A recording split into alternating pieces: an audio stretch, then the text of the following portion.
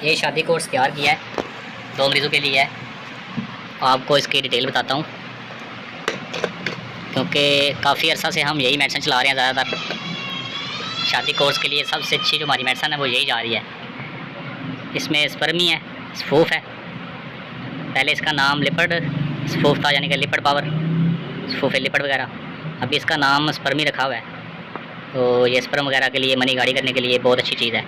और जिनको सेक्स में लज़्ज़त नहीं आती, असाबी कमज़ोरी होती है, उसके लिए ये बहुत अच्छी मेडिसिन है। इसके अलावा ज़ाफ़रानी कैप्सूल वगैरह हैं। ये इंतशार के लिए, नफ्स की सख्ती के लिए, जोश के लिए बहुत ही अच्छे रिज़ल्ट के साथ है। ये भी काफ़ी अर्सा से चला रहे हैं। ये वो मेडिसिन है जो काफ़ी अर्सा से चला रहे हैं, रिज़ल्ट दे रही है, यानी कि चेंज करने की ज़रूरत नहीं पड़ी।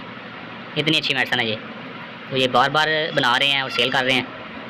तो इसके अलावा ये सफ़ूफ़े मुगल्लज़, और इसमें कुछ